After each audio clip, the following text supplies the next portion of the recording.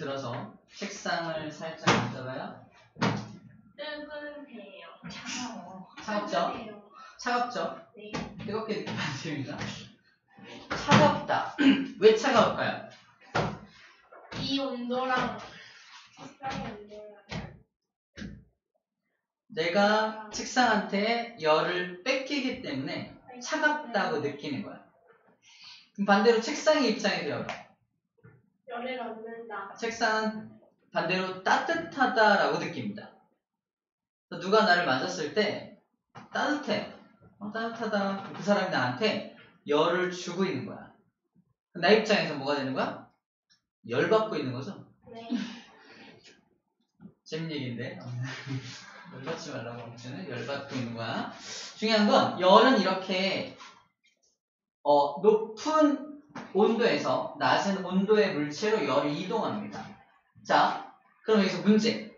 내가 열이 많을까? 책상이 열이 많을까? 내가 일단 그렇게 생각할 수 있겠죠? 자, 열은 누가 많다, 누가 적다라고 판단할 수 있죠. 두 번째, 그럼 책상은 몇 도일까? 온도가.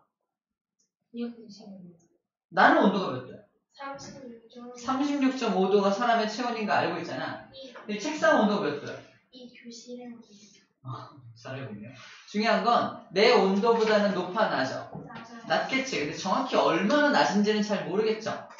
옛날에는 다 그랬다는 겁니다. 무슨 말이냐면 온도라는 체계가 사람이 만든 거야. 온도라는 체계를 사람들이 만들기 전까지는 어땠다? 얘가 나보다 온도가 낮네. 그죠? 내가 온도가 높은지, 내가 열이 많은지, 열이 적은지, 누가 열이 많은지, 누가 열이 적은지는 알았어. 저 원시인이 나를 만지니까 따뜻함을 느껴. 쟤가 나보다 열이 많네? 느껴지잖아. 근데 쟤가 온도가 몇 도고, 내가 온도가 몇 도인지는 알았어, 몰랐어? 그때는 몰랐다는 얘기야. 그래서 사람들이 뭘 만들었냐? 온도가 누가 높은지, 열이 누가 많은지를 이제 숫자로 표현하기 위해서, 자, 열의 정도를 숫자로 표현한 거. 다시 말해서 열을 수치화한 겁니다. 아이고. 열을 숫자로 만든 거야. 열을, 눈에 보이지 않는 열을 수치화했다. 숫자로 만든 것을 뭐라고 한다? 이것을 온도라고 합니다. 온도. 열과 온도는 같은 거다, 다른 거다? 좀 다른 거예요. 열이 많으면 많을수록 온도도 높아지겠죠. 근데 열이 얼마나 많아야 몇 도까지 올라가는지 이런 것들은 다 사람들이 정한 기준에 따라줘야 돼요. 어쨌든 열을 숫자로 만든 것을 온도라고 한다. 자, 그럼 온도라는 체계는 세상에 존재하는 모든 온도 체계를 소개할게요. 세상에 존재하는 모든 온도 체계는 세 가지가 있습니다. 첫 번째, 두 번째, 세 번째. 세 가지 온도 체계가 있는데 제일 많이 쓰는 건 도씨라고 써있는 요걸 제일 많이 쓰죠? 무슨 온도라고 하냐면 섭씨 온도라고 불러줍니다. 들어봤죠? 물은 끓는 점이 몇 도야? 물의 끓는 점은 100도씨라고 말하잖아. 100도씨에서 끓습니다 하는 것처럼 도씨라고 쓰는 건 뭐다? 도씨, 섭씨 온도를 말합니다. 섭씨 온도. 섭씨 온도는 누가 만든 거냐? 이거 사람이 만든 거라며. 사람이 만든 체계를 온도라고 하는데 어떤 사람이 만든 거냐면 섭씨는 그리스의 학자인 셀시우스라는 그리스 사람이 만든 거야. 물의 끓는 점을 100도로 정하고요. 물의 어는 점을 0도씨라고 정해요. 그런 다음에 이 안에 끓는 점과 어는 점을 몇 등분해서 사용한다? 100등분해서 사용하기로 한 거. 이것을 섭씨 온도라고 해요. 우리랑 가장 친숙한 온도 체계가 바로 섭씨 온도입니다. 자, 셀시우스가 만든 이 온도 체계가 그래서 전 세계적으로 굉장히 유명해집니다. 엄청 유명해져. 너무 간편하잖아. 네가 몇 도고 난 몇 도인지 너가 나보다 3도 높네 이런 거 알 수 있잖아. 그러니까 온도 체계를 처음 만들었기 때문에 전 세계적으로 굉장히 유행하게 돼요. 우리나라도 들어왔겠죠. 우리나라에 들어올 때 어디를 통해 들어왔다? 중국을 통해서 우리나라로 들어오는데 중국은 이런 문화가 있어요. 어떤 사람을 이름을 딱 얘기하면 셀시우스요. 셀시 중국 사람이야? 셀시가 만들었네 라고 말한다고요. 셀시우스를 셀시라고 셀시. 그래서 셀시가 만든 온도를 우리나라에 전달하면서 우리나라 사람은 어떻게 받아들였다? 섭씨. 안민 진짜야. 증거 자료도 있어. 보여줄게.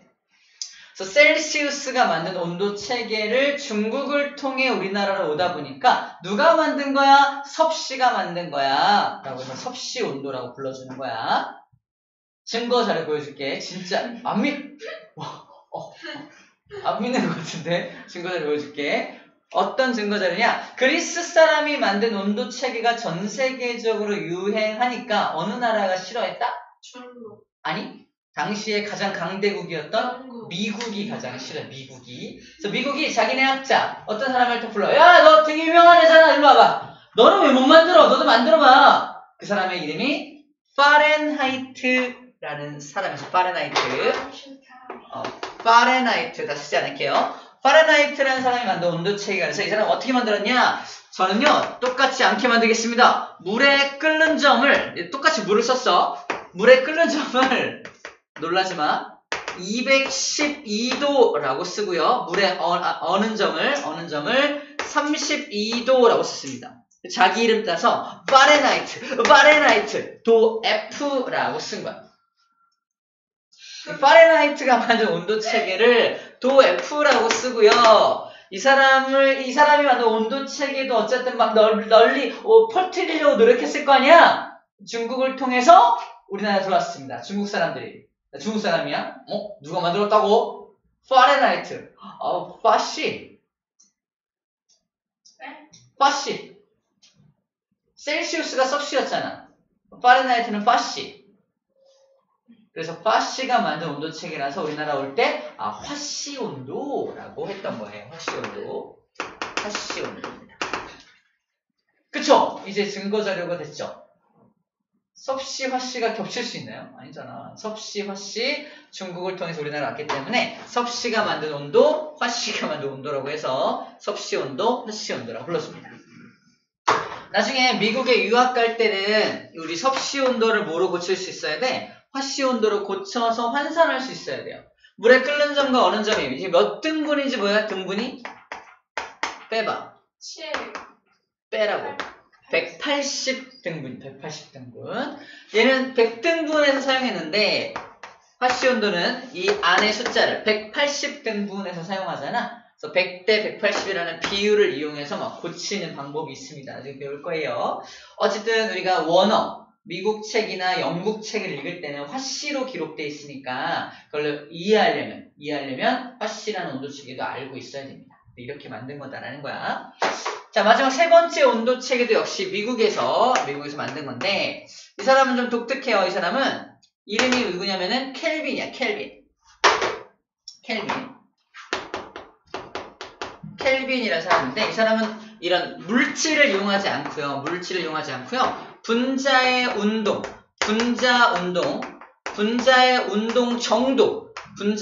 정도를 숫자로 만든 사람이에요. 분자가 전혀 움직이지 않아. 0켈빈. 분자가 좀 움직여? 1켈빈, 2켈빈, 3켈빈 이렇게 움직이는 거야. 켈빈. 그래서 이거를 켈빈도 K라고 쓰고요. 자기 이름 넣어서 켈빈이라고 쓰고 켈빈도라고 하고요. 절대온도라고 불렀습니다. 절대온도.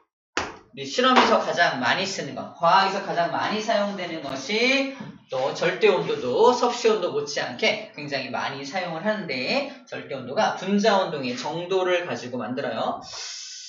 화학을 공부한 사람들은 아는데 분자가 전혀 움직이지 않는 온도가 몇 도냐면은 여기가 0도씨인데 분자가 전혀 움직이지 않는 온도가 영하 273도씨가 분자가 전혀 움직이지 않는 온도야. 그래서 이때를 무슨 켈빈? 0켈빈이라고 정합니다. 그 다음에 여기 등분은 똑같아. 273부터 0까지는 몇 칸일까요? 270. 정답! 대박, 어떻게 알았어? 오, 천재인데? 273부터 0까지는 273칸이죠. 그죠? 어떻게 알았지? 그래서 0켈빈은 273도씨가 0켈빈이라는 문제입니다. 0도씨는 그럼 몇 켈빈일까요? 정답 273켈빈입니다. 273켈빈인 거야. 우리 물이 어는 온도 0도씨는 켈빈도 여기 절대 온도로 바꾸면 273켈빈입니다. 273켈빈입니다. 왜? 선생님은 몇 켈빈이야? 36.5도니까 여기다 36.5를 더하면 되겠지? 273에다 309.5 켈빈입니다. 쌤, 온도가 몇 도다? 309.5. 뒤에 단위는 굳이 말할 필요가 없어. 쌤, 체온이 몇 도예요? 309.5. 하지만 사실이죠. 켈빈이라고 말만 안 하면 됩니다. 자, 절대 온도. 자, 그래서 섭씨 온도를 절대 온도로 바꾸는 방법은 굉장히 간단해. 어떻게 하면 된다? 더하기 273만 하면 됩니다. 273. 쌤은 암기법으로 되게 싫어. 이질감 느껴져. 이렇게 되는데 이질감 느껴지는 온도 273을 외워주면 됩니다. 아시겠죠?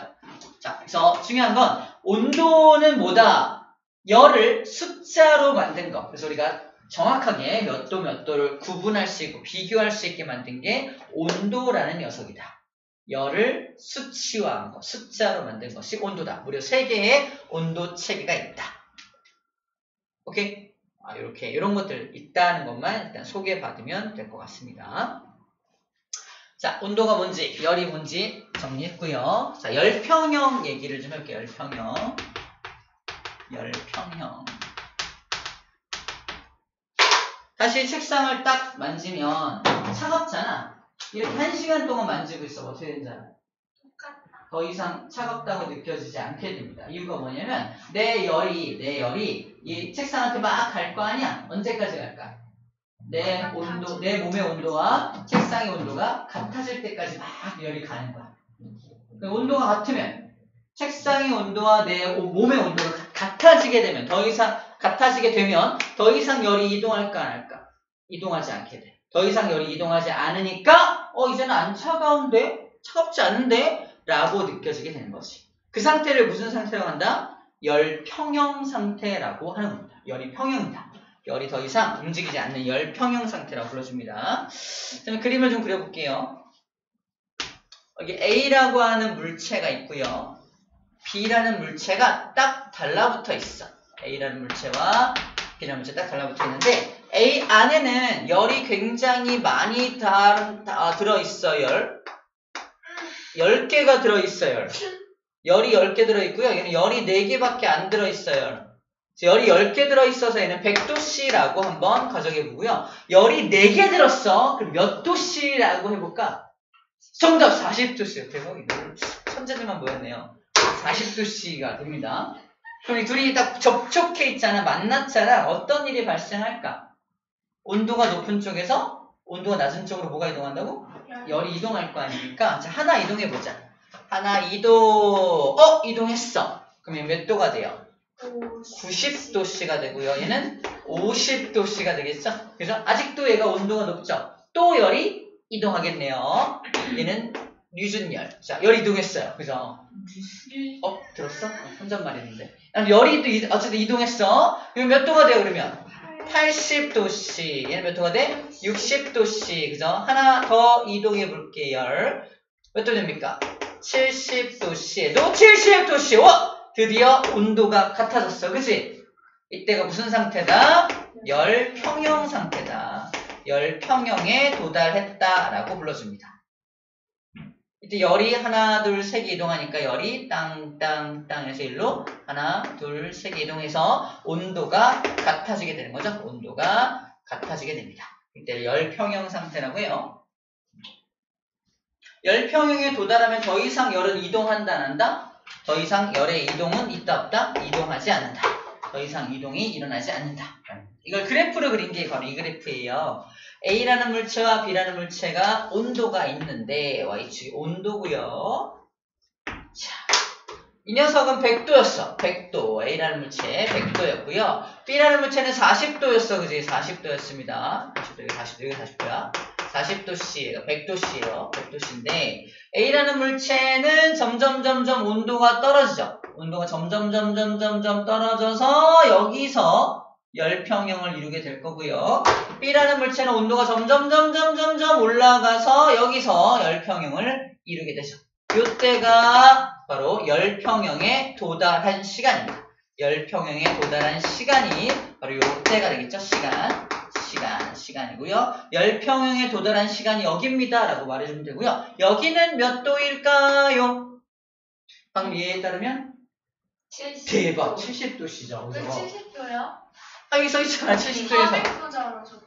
100도, 40도. 그냥 평균을 구하면 되는 거 아니에요? 그렇진 않아요. 근데 질량에 따라 좀 다르긴 한데 현재 든 예에서는 70도에서 열평형을 이루었으니까 여기도 70도씨에서 열평형을 이루게 되는 거죠. 얘가 열을 잃어버린 만큼 얘가 온도가 올라가겠죠. 이건 질량이 둘의 질량이 질량이 같다는 전제하에 얘가 그래프의 기울기가 똑같이 나오게 됩니다. 지금은 질량이 같다는 전제를 해볼게요. 나중에 조금 질량이 달라지게 되면은 좀 그래프가 좀 달라져요. 좀 이따가 다른 그림을 통해서 좀 보여주도록 하겠습니다. 여기서도 우리가 살펴볼 게 뭐냐면 자 여기서 퀘스천 A가 1은 열은 몇 개예요? 3개죠. 3개. 그럼 B가 얻은 열은 몇 개예요? 3개죠. A가 잃어버린 만큼 B가 얻을 수밖에 없죠. 너무 당연하죠? 그래서 이 둘은 어떻다? 같다. A가 잃어버린 열과 B가 얻은 열이 같다. 이렇게 이동한 열을 열량이라고 해요. 이동한 열의 양을 열량. B가 얻은 열의 양, 열량. 그래서 열량이라고 해요. 열량. A가 잃은 열량이 몇 개냐? 3개예요. B가 얻은 열량이 몇 개냐? 3개예요. 이렇게 말할 수 있는 거지. 나중에 2학년 가면은 이런 거 배웁니다. 열량을 구하는 공식은 말해봐. 시멘트 이렇게 구해요. 나중에 이건 지금 우리 교재에는 소개가 되어 있지 않기 때문에 그냥 이렇게 이 열량을 구하는 방법이 있긴 있다. 하지만 지금은 얘가 잃어버린 열량만큼 B가 얻어간다라는 것 정도까지만 공부를 하도록 하겠습니다. 아시겠죠? 90쪽 아래에서 한 5번째, 6번째 줄에 온도가 높은 물체가 잃은 열의 양은 온도가 낮은 물체가 얻은 열의 양과 같다 써있죠? 어려운 말이 아닙니다. 온도가 높은 물체가 잃어버린 열의 양과 온도가 낮은 물체가 얻은 열의 양은 같을 수밖에 없다. 라는 거예요. 그죠? 너무 당연한 얘기입니다. 네. 오케이. 여기까지가 일단 열평형과 열의 이동. 열평형이 일어나기 위해서 열이 어떻게 이동하는지에 대한 내용이에요.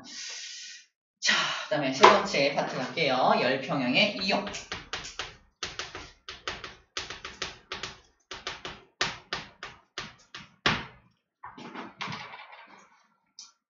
자, 제일 먼저 생각나는 건 냉장고입니다. 냉장고에다가 음식을 넣어놓지. 왜 넣는 거야? 안 상하라고. 냉장고 넣으면 왜 안 상하죠? 차가우면 왜 안 상하죠? 맞아. 세균이 살 수 없는 온도라서 그래요. 세균의 입장에서 그 음식물 속에 세균이 있어 없어? 있어요. 근데 세균이 번식하면 썩는 거야. 못 먹게 되는 거야. 세균이 한 마리, 두 마리 없을 수는 없어요. 무조건 있습니다. 공기 중에도 세균이 있거든요. 근데 음식물 속에 세균이 번식할 수가 없어. 너무 추워. 이거 진짜 냉장고야. 번식이 안 되니까 음식이 상하지 않는 거야. 물론 번식을 하기도 합니다. 그래서 아무리 냉장실에 넣어놓으면 절대 안 상하는 게 아니라 냉장실에 넣어둔 지 2달 됐어. 그 음식 먹을 수 있을까? 안 되겠지 이거는. 그지? 차라리 냉동을 오랫동안 할 거면 냉동실은 더 차가우니까 세균이 아예 죽어요. 그죠? 그래서 냉동을 해놓으면 더 오랫동안 보관할 수가 있는 거야. 하지만 냉장실은 4도씨 정도, 좀 심하게 돌리는 집은 2도씨 정도로 합니다. 냉장실 온도 오늘 체크해봐. 냉장실 온도가 2도에서 4도까지 맞추게 됩니다. 냉동실은 몇 도인지 알아요? 영하 18도. 그냥 뭐 22. 잘 알고 있죠? 영하 18도에서 20도까지, 영하 20도까지 낮추기도 합니다. 낮추기도 해요. 쌤네 집은 강력한 걸 좋아해서 영하 20도. 냉장 22도인데. 최고인데? 아닌가? 22도 아닐 모르겠어요. 그럴 수도 있어. 21을 말이에요. 21 그래요? 더 강력한 거고 냉장실은 2도 정도로 맞춰놓고 쓰고 있어요. 와. 집집마다 좀 달라요. 자, 어쨌든 냉동실이든 냉장실이든 음식을 넣어놓으면 그 음식은 차가워지죠. 첫 번째. 왜 저래? 쌤 이상해요. 내보내요. 노래 부르다 삐싸게 나면 아주 뒤집어지겠는데? 냉장실이 4도라고 가정해보자. 냉장실에다가 내가 음식을 땅땅땅땅땅 넣어놨어.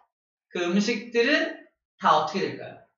4도로 돼요. 모두 4도로 변합니다. 모두 4도로 변해요. 그 안에서 열평형을 이루게 되는 거죠. 봐봐. 냉장실에 처음 딱 들어간 음식은 어때요? 내가 온도가 높고 냉장실은 온도가 낮을 거 아니야? 열을 다 뺏겨 냉장실한테. 언제까지? 온도가 같아질 때까지. 근데 냉장실을 항상 몇 도로 유지하는 게 냉장고의 기능이야? 4도로 유지하는 게 냉장고의 기능이니까 음식물이 계속 온도를 뺏겨가지고 4도까지 될 때까지 온도를 뺏어가는 거예요. 그래서 그 안에 들어있는 모든 음식은 다 4도입니다. 열평형을 이용한 예가 되는 거죠. 열평형이야.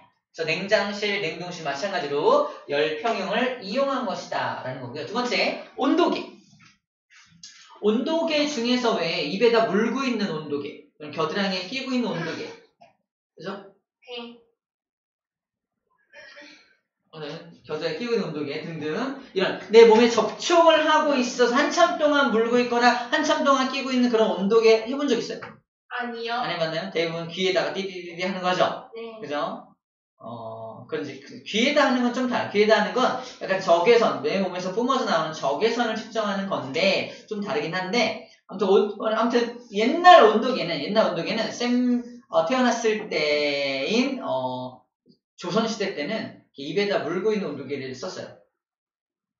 조선시대는 뻥이고 아무튼 옛날에는 쌤은 입에다 이렇게 물고 있었어. 빨간색 수은이 들어있는 온도계를 이렇게 물고 있어야 돼요. 깨먹으면 물면 안 돼. 그래서 깨트리면 안 돼. 막 그랬어. 물고 있으면은 내 몸과 이 온도계가 열평형을 이루게 될 거 아니야. 그래서 이 온도계가 내 몸의 온도와 같아질 때까지 변하게 됩니다. 그때까지 물고 있어야 돼. 열평형이 도달할 때까지 물고 있는 거. 자, 그래서 온도계 역시 열평형을 이용한 것이다 라는 겁니다. 자, 계곡에 갔어. 계곡에 갔습니다. 계곡 가서 발을 계곡물에다 탁 담갔더니 어때요? 아, 차가워!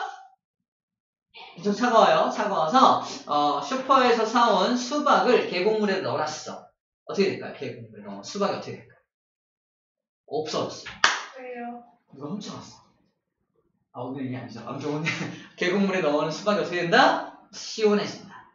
계곡물과 열평형을 이루어서 같은 온도가 된다는 거죠. 그래서 굳이 냉장고에다가 그 수박을 넣어놓지 않더라도 계곡물에다가 이렇게 담가 놓으면은 시원한 수박을 먹을 수가 있다는 얘기입니다.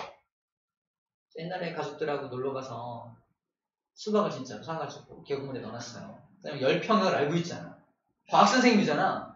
계곡물에 넣으면 돼! 넣어라! 시원해질 거야! 일단은 갔다 왔더니 없어! 누가 가져가는 것 같아요. 가져간 것 같아요. 되게 아니, 마음에 떠내려는 거예요. 아니야, 어딘가에. 이게 뭐랄까 계곡물 끝에 이렇게 매달아. 떠내려가지 못하게 이렇게 댐 같은 게 이렇게 있었어요. 네. 떼내려 갔다도 거기 걸렸을 텐데 거기도 걸려있지 않았었어요. 한참 찾았어요. 아무튼 그런 안 좋은 기억이네요. 그거에 그러니까 갈치. 그렇지. 자, 열평형까지 봤고요. 잠깐 그림 하나 보고 정리하고 잠깐만 썼다 합시다.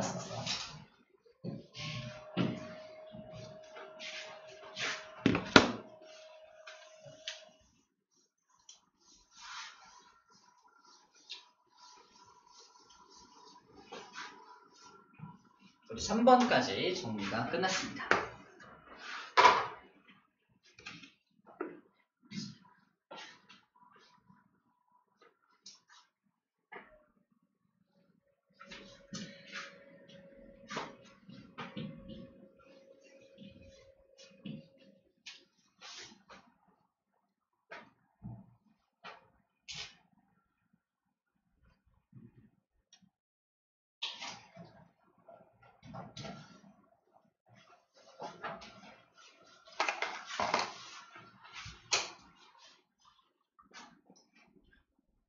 첫 번째 그림부터 볼게요. 이게 뭐냐면 자, 왼쪽 녀석은 가열 전의 고체고요. 오른쪽 녀석은 가열 후의 고체입니다.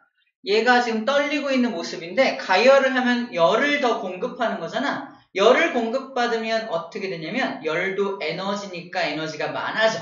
에너지가 많아졌으니까 분자가 어떻게 돼? 더 많이 움직이겠죠. 훨씬 더 많이 움직이고 있는 모습을 보여주는 거야. 자, 열을 공급하면 훨씬 더 에너지가 많아지겠구나 생각하면 됩니다. 액체에다가 열을 가하면 액체는 원래부터 약간 분자들이 좀 자유롭죠. 거기다 에너지를 가하면 더욱더 자유로워집니다. 훨씬 더 많이 움직이고 있는 모습을 볼 수 있죠. 자, 열을 가하면 입자의 운동이 활발해진다. 그 얘기를 하고 있는 거예요. 자, 그 다음 이것도 볼게요. 아까 열평형 그래프인데 그래프가 좀 다르죠. 쌤이 그린 거랑 쌤이 그린 그림과 좀 다른 거 느껴지나요? 느껴지나요? 어떤 게 느껴지죠? 뭐가 달라?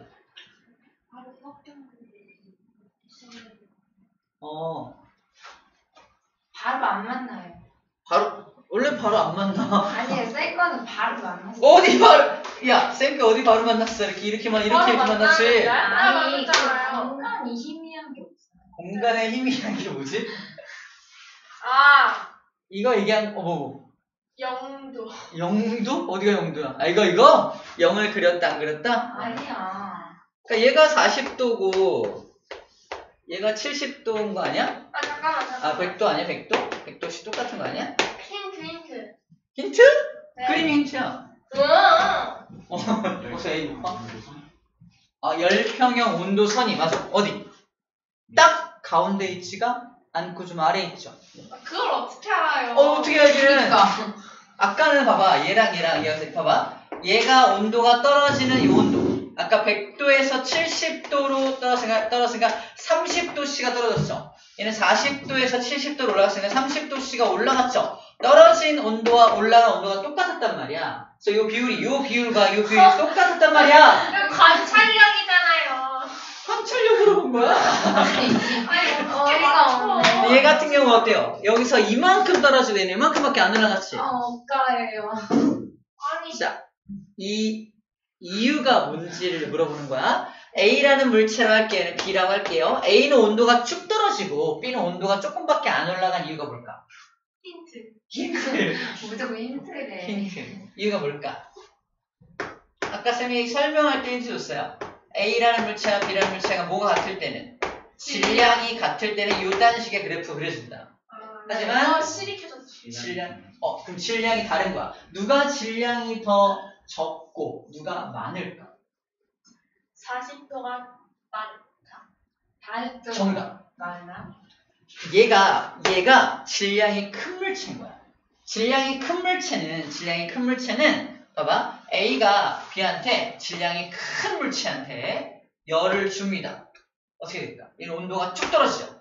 얘는 온도가 조금밖에 안 올라가. 질량이 크니까. 그래서 얘가 봐봐. 얘가 여기서부터 잠시의 시간이 지났어. 온도가 이만큼 떨어질 때 열이 하나 이동했을 때 이만큼 온도가 떨어질 때는 어떻게 돼? 여기 있던 게 이만큼밖에 안 올라가지. 그죠? 온도가 조금밖에 안 올라가고 얘는 온도가 많이 떨어지잖아. 온도가 쭉 떨어졌다는 건 얘보다 질량이 작으니까 온도가 쭉 떨어지는 거야. 얘는 온도가 조금밖에 안 올라가는 거지. 여기서 문제. 뭐 냄비 했잖아요. 냄비. 뚝배기? 좀 다른 예가 떠올랐어.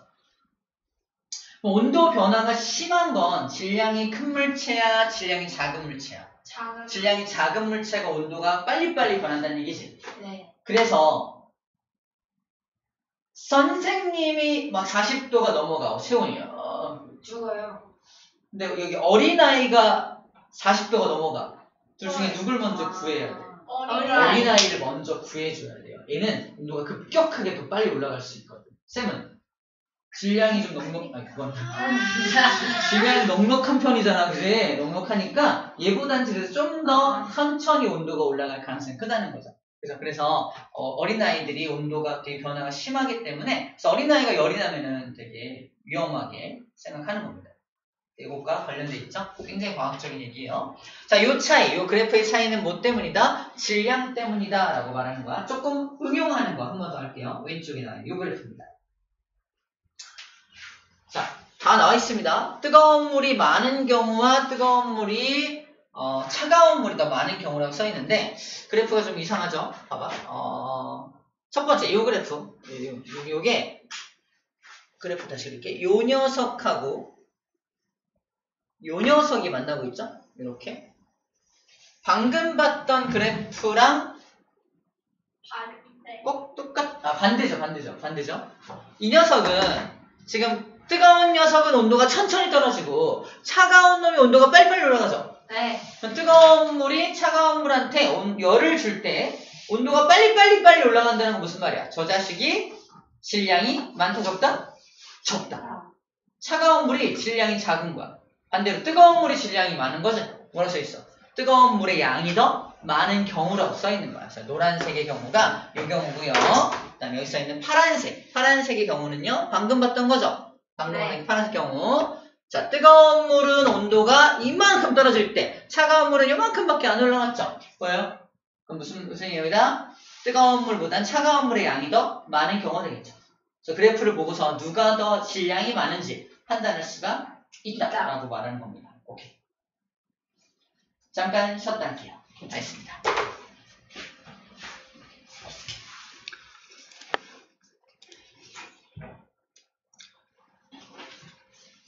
쉬는 동안에도 좀 생각해 봐야 돼. 이래서 그렇구나.